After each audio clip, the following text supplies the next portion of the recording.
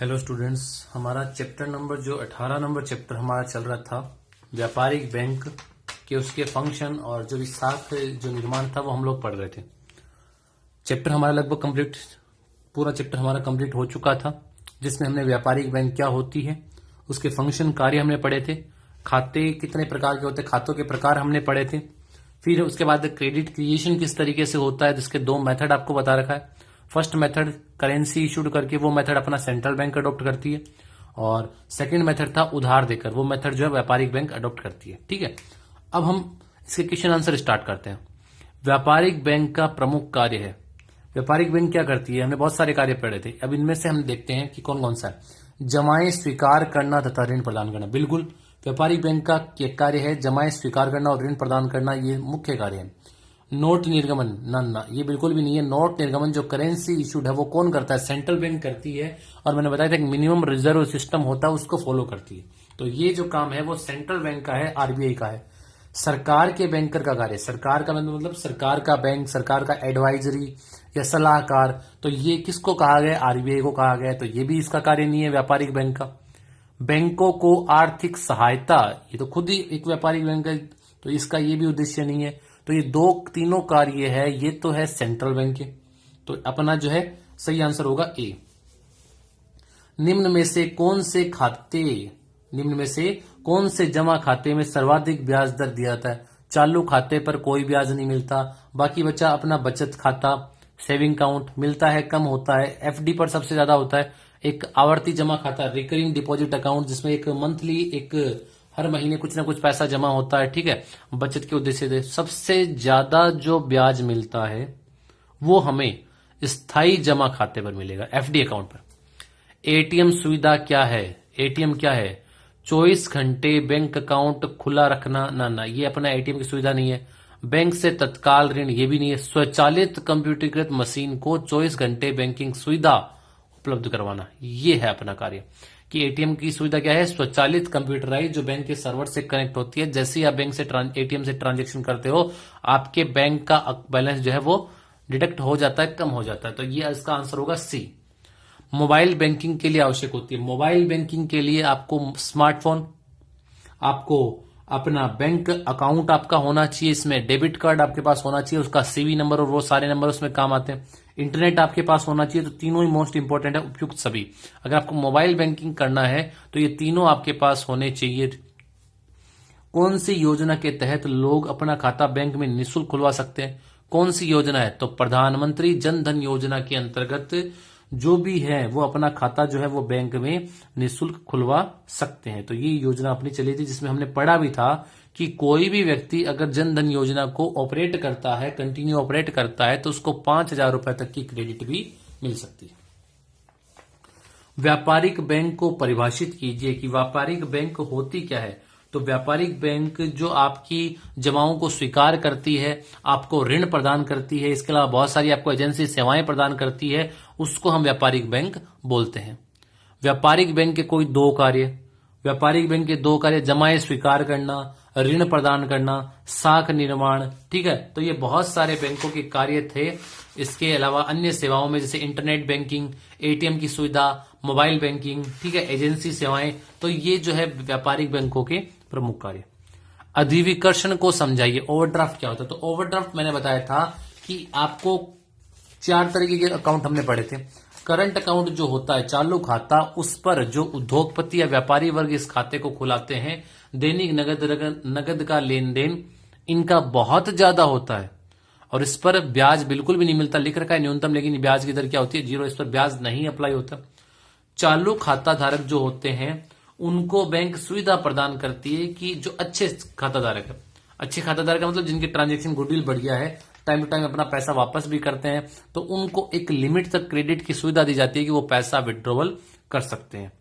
तो सुविधा के अंतर्गत व्यापारिक बैंक अपने ग्राहकों को उनके खातों पर अधिविकर्षण सीमा उपलब्ध करवाती है अल्प समय के लिए।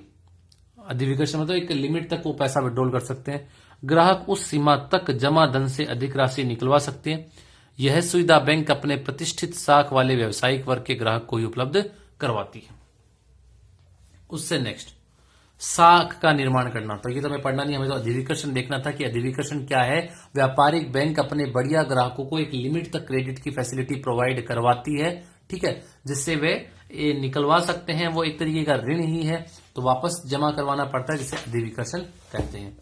इंटरनेट बैंकिंग क्या है? इंटरनेट बैंकिंग के लिए कंज्यूमर जो होता है, बैंक में उसे एप्लीकेशन लगानी पड़ेगी इंटरनेट बैंकिंग की सेवाओं का फायदा उठाने के लिए, बेनिफिट उठाने के लिए, लाभ उठाने के लिए। तो उसे एप्लीकेशन लगानी पड़ेगी, वो इंटरनेट बैंकिंग सेवाएं चाहता है। तो कंज्यूमर बैंक जो है उसको एक लॉगिन आईडी और पासवर्ड देगा, जिससे वो बैंक का जो भी साइट वगैरह, ऐप वगैरह, वहां पर आसानी से वो है अपनी बैंकिंग सेवाएं जो है उनको संचालित कर सकता है। कोई पेमेंट करना है या कोई आपको जो भी ट्रांजेक्शन करना है, वो अपना घर बैठे जो है उसको यूज में ले सकता है।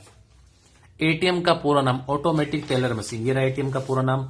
एटीएम का फुल फॉर्म जो है ऑटोमेटेड या ऑटोमेटिक बोल दो टेलर मशीन।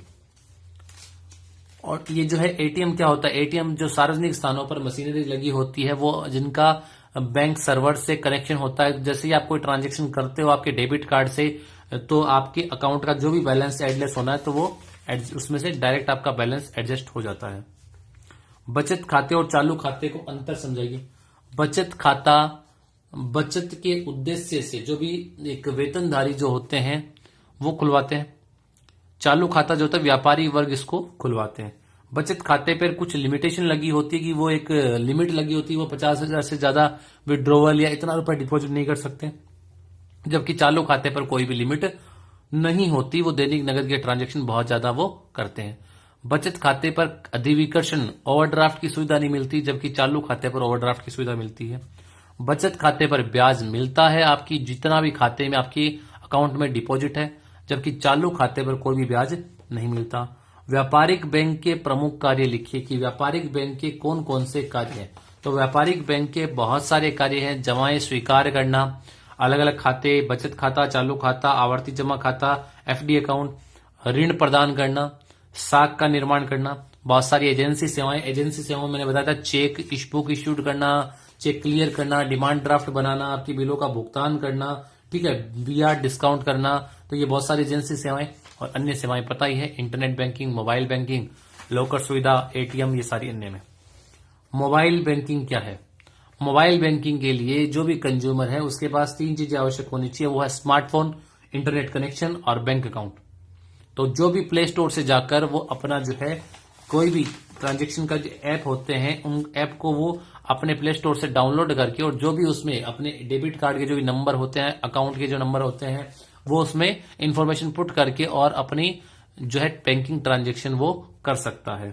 तो वर्तमान युग में स्मार्टफोन का प्रचलन बढ़ने से व्यापारिक बैंक अपने ग्राहकों को मोबाइल ऐप के माध्यम से भी बैंकिंग सुविधाएं प्रदान करती है। ग्राहक अपने बैंक से संबंधित ऐप गूगल प्ले स्टोर से डाउनलोड कर सुविधा का लाभ उठा सकते हैं। इंटरनेट बैंकिंग की तरह एक यूजर आईडी और पासवर्ड के जरिए ग्राहक इसी प्रकार के भुगतान अपने मोबाइल से कहीं भी कर सकता है। तो ये अपना मोबाइल बैंकिंग था। उससे नेक्स्ट, वर्तमान में बैंकों द्वारा उपलब्ध कराई जाने वाली कोई 2 सेवाओं का वर्णन कीजिए। बार बार हमारे बैंकों द्वारा उपलब्ध की जाए वाली सेवाओं का वर्णन पूछ रहा है। तो आप इसमें एक तो ऋण प्रदान करना, ये जो बढ़िया है, जमाएं स्वीकार करना और ऋण, 2 ही हमसे पूछा है। तो जमाएं स्वीकार करना कि व्यापारिक बैंक का प्रमुख कार्य है अपने ग्राहकों की जमाओं को स्वीकार करना। जो भी बचत खाता, चालू खाता, एफडी जो भी है, उनकी छोटी छोटी बचतों को या जो भी एफडी करवाते हैं उनके अकाउंट में डिपॉजिट करना। अकाउंट के प्रकार हमें बता रखे हैं, बचत खाता, चालू खाता, आपका अवधि फिक्स डिपॉजिट और मांग जमा, इनमें डिपॉजिट करवाना, ठीक है। और दूसरा, बैंक ग्राहकों द्वारा जमा करवाई गई छोटी छोटी बचतों को यूटिलाइज करती है, साख के निर्माण में ऋण प्रदान करती है। जो भी ग्राहक को ऋण की सुविधा प्रदान करती है, अपने ग्राहकों को मुख्यतः गृह, शिक्षा, विवाह, वाहन इत्यादि हेतु ऋण इनको उपलब्ध करवाए जाते हैं। और बैंक अपने ग्राहकों की जमाओं से एकत्रित राशि से ही साख सृजन का कार्य करता है, ठीक है। और साख सृजन क्या है, जैसे मैंने आपको बता ही दिया था कि व्यापारी बैंक का मुख्य उद्देश्य लाभ कमाना है, और वो किस तरीके से साख सृजन करती है। साख सृजन का मतलब आपसे पैसा, उस आपकी पैसे को यूटिलाइज करती है साख निर्माण में, उसको ऋण प्रदान करना, मतलब आपको ब्याज कम देगी, अगले से इंटरेस्ट ज्यादा कलेक्ट की, जो डिफरेंस जो होगा वो उसकी इनकम होगी, ठीक है। अब चलते हैं नेक्स्ट क्वेश्चन में। व्यापारिक बैंक द्वारा की जाने वाली साख सृजन की सीमाएं, लिमिटेशन बता रहा है कि क्यों व्यापारिक बैंक ज्यादा से ज्यादा क्रेडिट क्रिएशन नहीं कर पाती, उसकी आपको लिमिटेशन बतानी है। तो सबसे पहला तो है बैंकिंग विकास का स्तर, कि ग्रामीण क्षेत्र जो बता रखे हैं उनमें, अपने देश में कहीं ना कहीं ग्रामीण क्षेत्रों में या कुछ ऐसे एरिया है जहां पर बैंकों का विस्तार नहीं हो सका, तो जहां तक विस्तार नहीं होगा, बैंकों के पास बचत खाते या जो भी अलग अलग खाते उन्हें पैसा नहीं आएगा, तब तक क्रेडिट क्रिएशन नहीं हो पाएगा। तो इनकी ब्रांचेज वगैरह जो है वो आपके गांवों में या जो भी एरिया है वहां तक विकसित होनी चाहिए।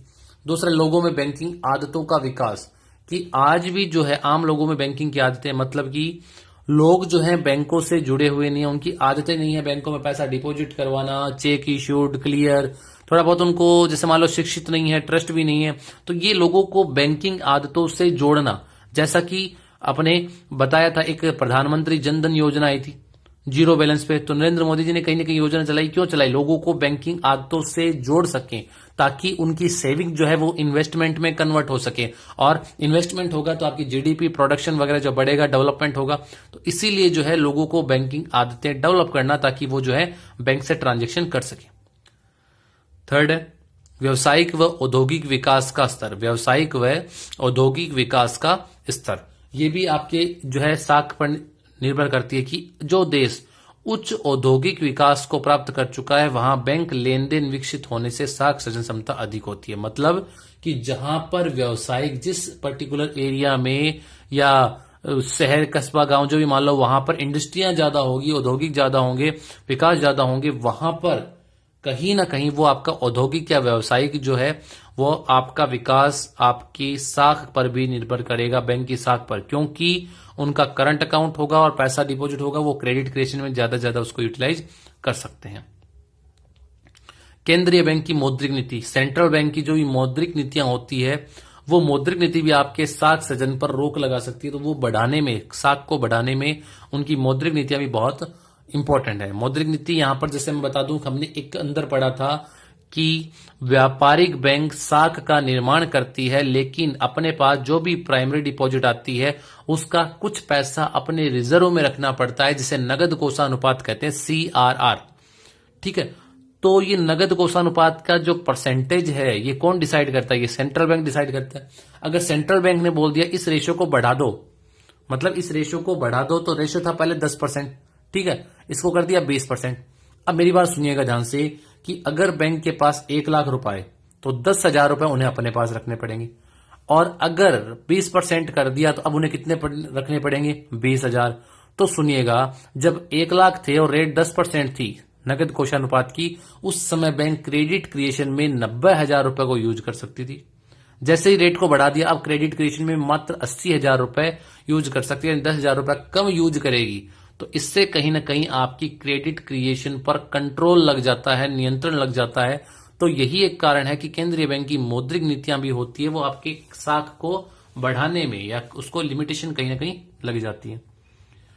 व्यापारिक बैंक की परिभाषाएं और व्यापारिक बैंकों के कार्यों का विस्तार से वर्णन कीजिए, कि सेंट्रल अपना कॉमर्शियल बैंक है उसको डिफाइन करना, उसके जितने भी कार्य हैं सारे कार्य को एक्सप्लेन करना, और उससे रिलेटेड जो पॉइंट है उनको भी साथ में, जैसे अकाउंट हुए, एजेंसी सेवाएं हुई, अधिविकर्षण हुआ, ये वर्ड भी साथ में उनसे रिलेटेड ही है, उनको भी साथ में आपको डिफाइन करना है।